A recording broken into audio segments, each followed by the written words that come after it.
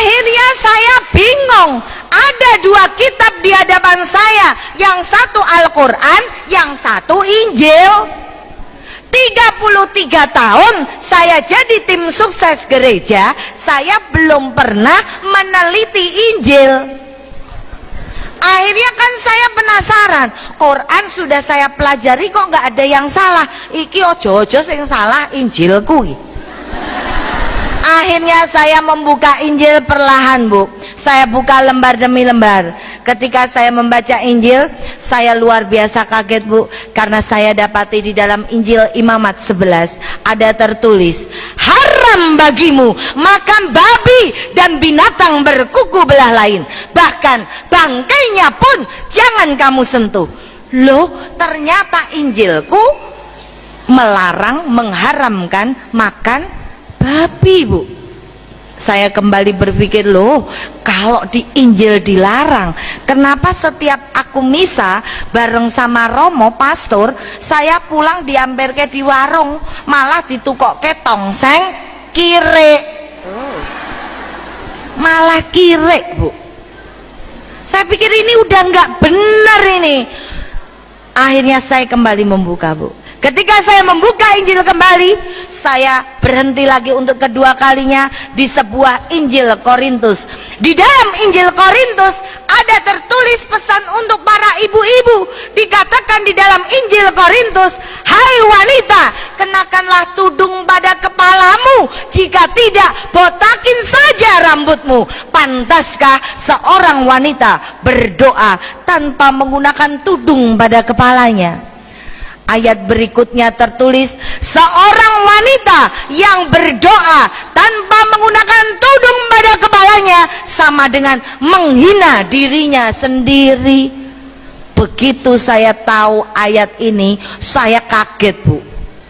Saya langsung lari ke gereja. Loh, ternyata kok di dalam Injil mewajibkan wanita untuk bertudung pakai jilbab. Saya lari, Bu, ke gereja. Saya pikir Injil saya salah. Begitu sampai di gereja, saya ketemu dengan ibunya Tuhan Yesus, Bu. Ternyata ibunya Tuhan Yesus ini, Bu, ini kok pakai jilbab, pakai gamis, sama seperti kita orang Muslim. Ketika saya melihat patung Bunda Maria pakai gamis, pakai jilbab, oh, berarti memang benar Injilku ini melarang wanita ngumbar auratnya. Tapi zaman saya di gereja, Bu, Masya Allah, saya kalau pakai baju itu modelnya model bupati, Bu. Buka paha tinggi-tinggi. Model kemeja sekwilda, memperlihatkan sekitar wilayah dada. Puting beliung kelihatan, Bu. Bahkan, Bu, aku tuh kalau rokku basah, nggak ada rok, saya pakai celana kok, Bu. Model celana saya itu modelnya SMS, selangkangan metu sidik. Ya mulus wong Cina. Ini loh, Bu. Ternyata di dalam Injil mewajibkan wanita untuk menutup auratnya. Saya kaget. 2 ayat saya simpan. Saya buka lagi Injil. Ketika saya membuka Injil kembali, saya tambah kaget lagi, Bu. Ketika saya membuka Injil Kejadian, di situ ada pesan untuk para bapak-bapak.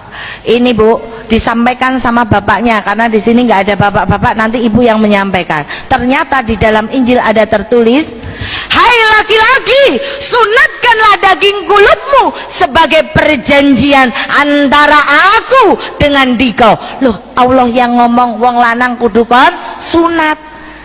Lah tapi ya bojoku gak sunat, Bu. Ternyata sunat selain untuk kesehatan, untuk kebersihan, ternyata sunat itu juga untuk kenikmatan, Bu. Nggih mboten, Bu? Ibu sing mboten jawab nggih mesti bapake dereng sunat.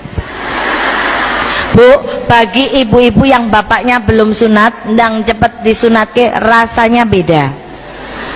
Tadi dikatakan oleh Pak Bupati toh, memang wong nek sunat rasane maknyos tenan, Bu.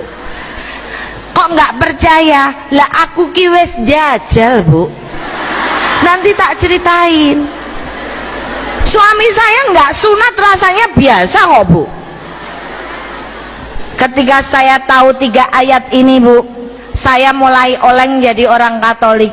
Ternyata aturan-aturan yang ada di dalam Injil yang menjalankan kok justru saudara saya orang Islam.